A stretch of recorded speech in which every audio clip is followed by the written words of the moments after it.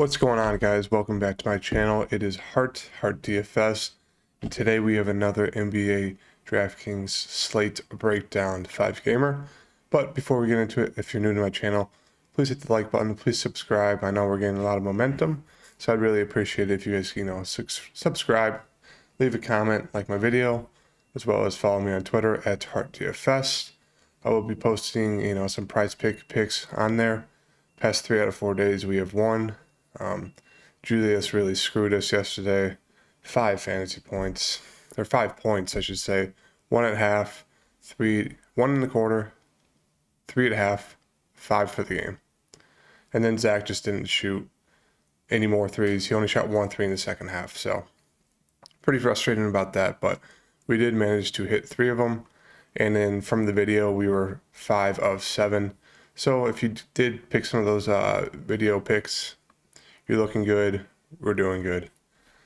I also wanted to say that I make prize pick videos every day, as well as NBA Top Shot content, NFL All Day, PGA Slate breakdowns, and NFL Slate breakdowns.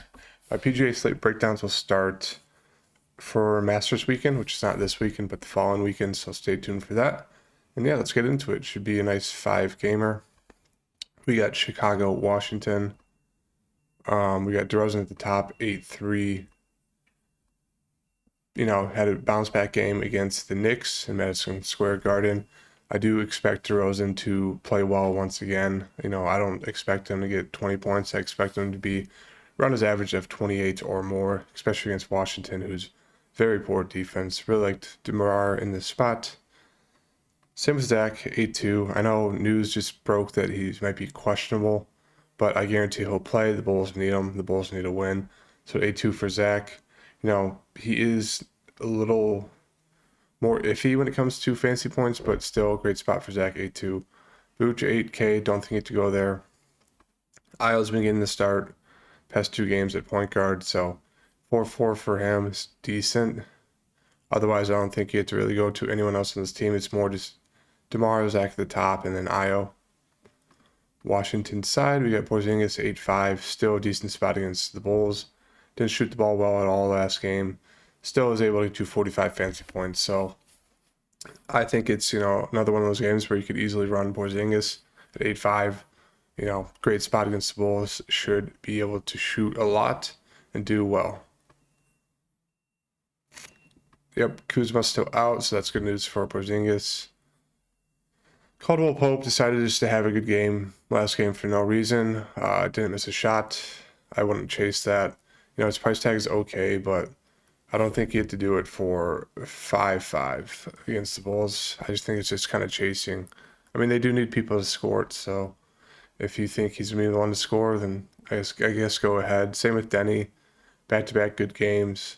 I just kind of feel like it's just, these guys are just dart throws to me.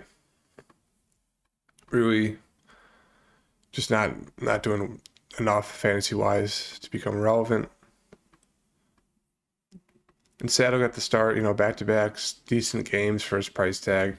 Came up to 4,100, but I still think it's a good spot for Sato. Revenge game narrative against the Bulls, if you're into that. So I'd say he's a decent spot today. Moving on, Milwaukee, Philly should be a great game. Giannis at the top, 11-7. He, goes off against Philly. He's averaging about 66 fantasy points against them. So not a bad spot to put in Giannis. Drew Holiday, 8,700. It's just a little too expensive for me to get to Drew today. Great player, but I don't like that price. I do like Middleton's price. It's 7,800. I think it's a great spot, great game environment for him to do well. Bobby Portis, 6,300. No. Brook Lopez is in a decent spot. Minutes have been fluctuating between 20 and 30, about 28. There is a little bit of foul trouble against Joe, so maybe you take that dart throw on him and he does well and he hits some threes. Otherwise, 4,200 is an okay play for him. I don't know if you get to anyone else on this side besides kind of the 2 guys at the top, Giannis and Middleton for me. Philly side, love Embiid, 11-3.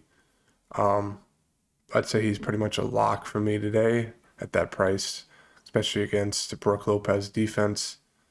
Harden 10-2, great price tag for Harden. Had a bad game, shot 2 of 11 against the Suns, still almost went for 40 fantasy points. So 10-2 for Harden is a great price. I don't think it's get to Tobias. Maxi's price came down to 6-4. Very disappointing game against the Suns. He was like, I think he had like 2 points at half. Was like a half point away from hitting his fantasy points or points, rebounds, and assists total.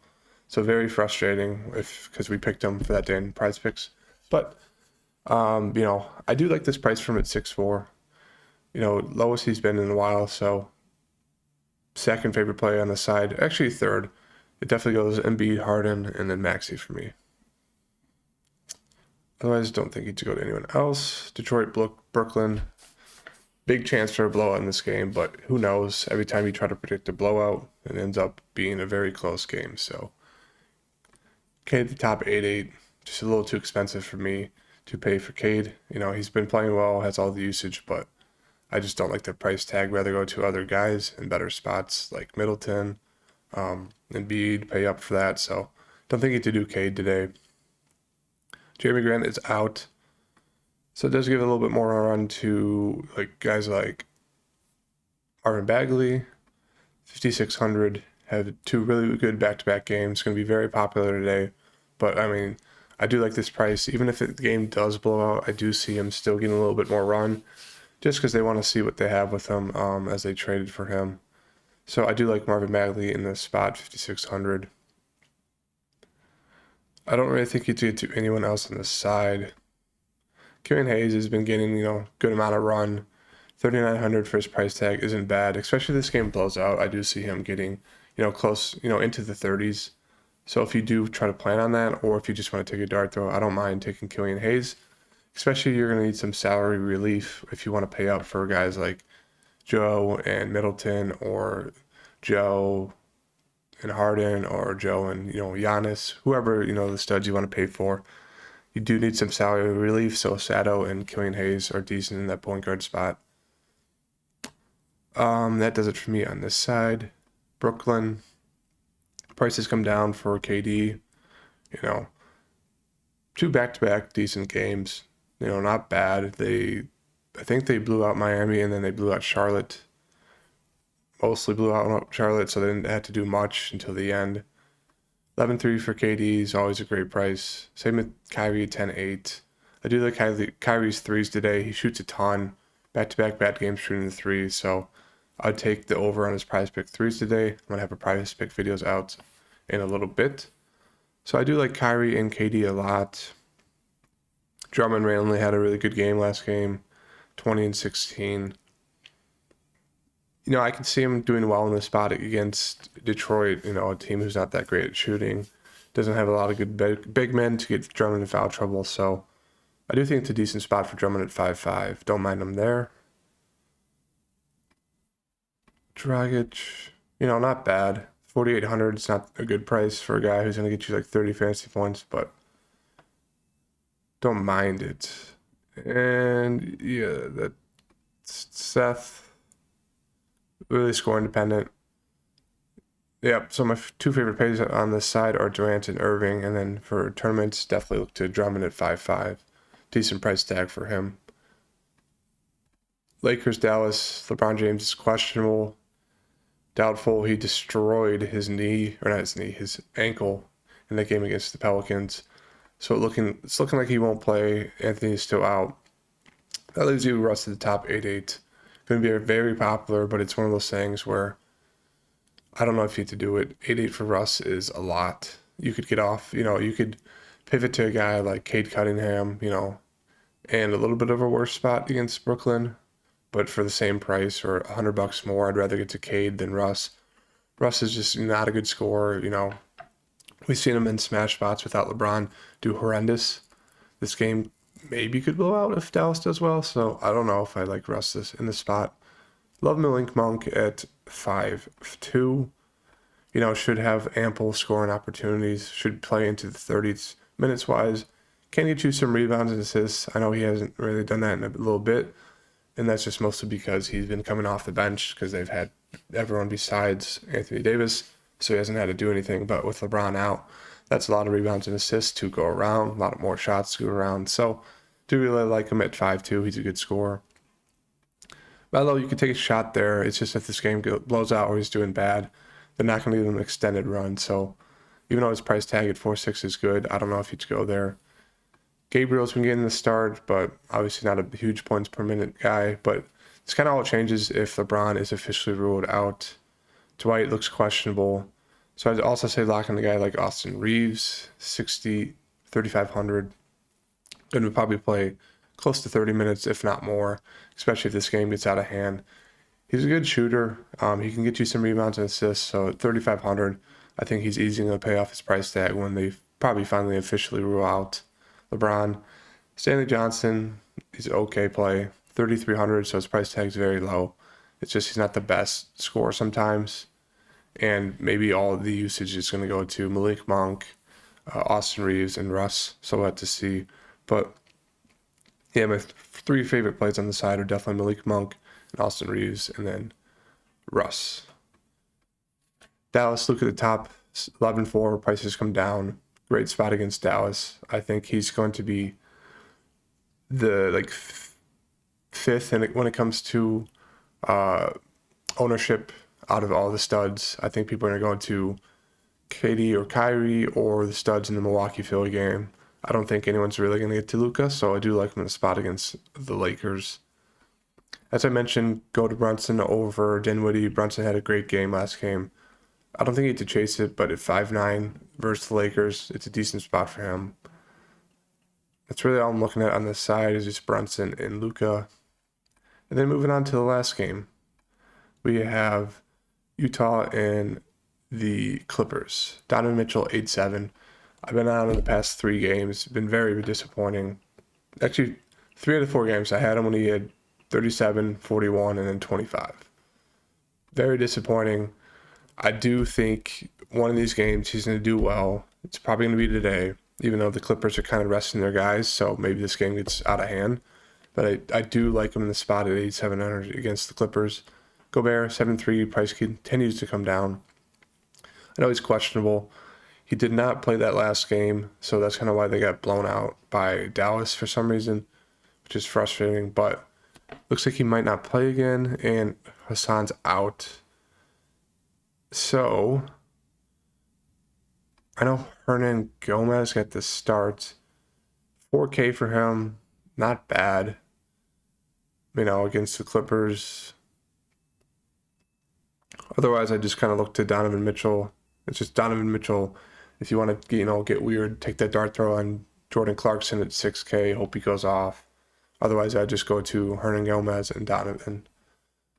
Clippers side, this one is a little bit more interesting just because I don't think Paul George is going to play, but Reggie Jackson, his minutes are going to be limited to around 32 a game, so he's not going to be getting close to 40 like some of these games, or 35.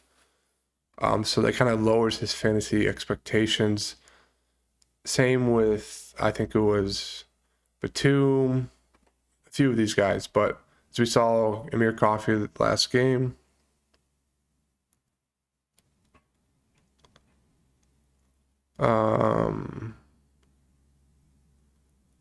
he's been in the starting lineup the past 8 appearances. Didn't realize that, but I just think this is a good game environment for you guys to get some value guys like Amir Coffey. It's kind of chasing when he had a good game last game, but as we can see, he's a decent point per minute guy, able to score the ball. If the Clippers end up kind of just resting their main guys, I do think Amir Coffey's going to be one guy to benefit. Isaiah Hartenstein at 4.7. He was out last game, but maybe he'll play today. Good point per minute guy, especially against Utah. He is a little bit foul prone, but going against Hernan Gomez should be pretty easy for him at 4.7. Otherwise, I like Terrence Mann, 5,600.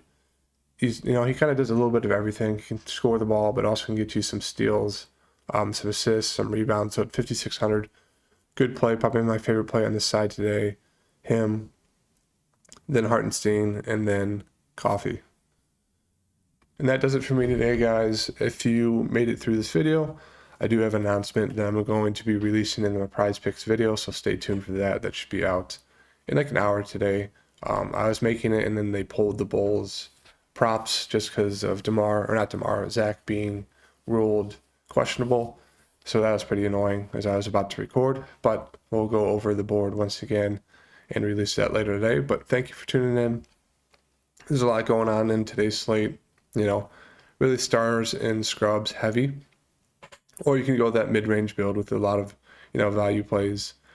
Pretty, going to be guys who are low owned from like the Clippers side, even the Utah side. So a lot of different routes to go today, and I hope you guys, end up cashing. Like, subscribe, and I'll see you guys tomorrow for another slate breakdown. See you guys.